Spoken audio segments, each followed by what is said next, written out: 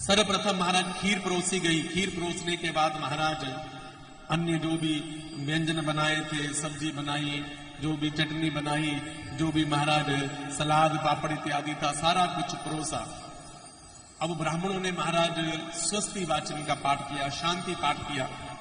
शांति पाठ करने के बाद नंद बाबा ने दोनों हाथ जोड़ करके प्रार्थना की कि महाराज आप ग्रहण कीजिए, आपसे निवेदन है, प्रार्थना है, ग्रहण कीजिए। तो ब्राह्मणों ने महाराज भोजन ग्रहण किया। जब तक ब्राह्मण भोजन ना कर ले तब तक ब्राह्मणों के सिर पर खड़े रहो। कुछ भी चीज की आवश्यकता है तो महाराज वो वस्तु बार बार पूछते रहो कि आपको प्रसादा चाहिए, आपको पूरी चाहिए, आपको खीर चाहिए। ये नहीं कि एक बार परोसिए तो बाहर चले गए।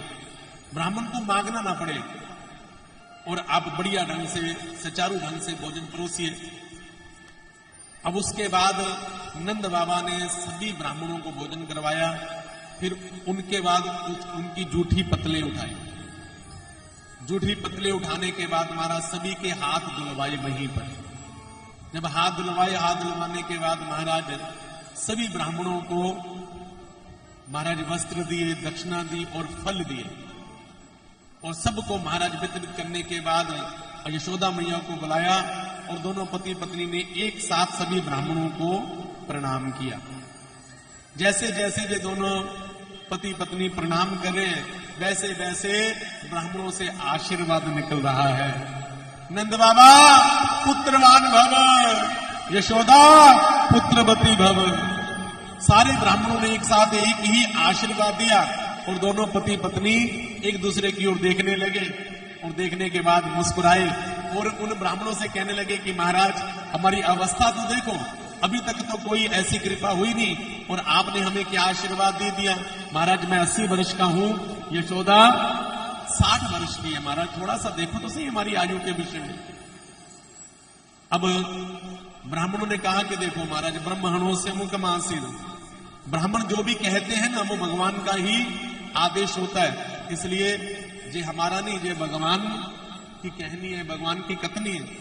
इसलिए अगर पहले कृपा नहीं हुई तो अब कृपा जरूर हो जाएगी। तो इतना कह करके महाराज ब्राह्मणों ने विदाई ली। अब ब्राह्मणों की ऐसी कृपा हुई कि महाराज नंदरानी गर्भवती हो गई। नंदरानी गर्भवती हो गई और नंद बाबा की खुशी का कोई ठिकाना नहीं रहा कि ब्राह्मणों की खूब कृपा बरसी। और ये बात महाराज आग की तरह पूरे ब्रज में फैल गई कि महाराज हमारी नंदरानी यशोदा गर्भवती हो गई।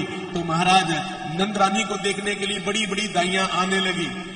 अब दाइयां आकर के महाराज नंदरानी की नब्ज देखती हैं। नब्ज देख करके महाराज उसका पूरा ध्यान रखती हैं। आजकल तो महाराज कोई बालक का जन्म होता है तो सीधा हम हॉस्पिटल की ओर भागते हैं, लेकिन पुराने समय में हमारे पिताजी है ना, हमारे दादाजी ये हॉस्पिटलों में पैदा नहीं हुए। ये सारे के सारे हमारे ही घर में, जिसको हम प्रसूति गृह कहते हैं, उसमें पैदा हुए और दाइयों की अध्यक्षता में पैदा हुए। और वो दाइयां जो होती थी ना बालक की जब डिलीवरी करवाती थी उसके बाद उस बालक का ध्यान भी रखती थी, खूब उसकी मालिश करती थी, है ना, और खूब उसका ध्यान रखा जाता था। कभी उल्टा लटका करके महाराज पीठ पीछे थप्पड़ मारे जाते थे। तो महाराज उससे होता क्या था कि बालक सदा तंदुरुस्त रहता था और मां का दूध पिलाया जाता था। आजकल मां जो है वो अपने बच्चों को दूध पिलाने में ही समर्थवान नहीं है। दवाइयां खा खा करके महाराज दूध भी ऐसा है कि बच्चा बेचारा दूध पीते ही नशे में चला जाता है। तो ये जो विडंबना है ना हमारे समाज की, ये दिन प्रतिदिन बढ़ रही है। बच्चे तंदुरुस्त नहीं है। बच्चे जो है महाराज उनका जो दिमाग है ना वो उल्टी दिशाओं में ज्यादा भागता है। पहले बच्चे जो होते थे भोले भाले होते थे, शिष्टाचार होता था।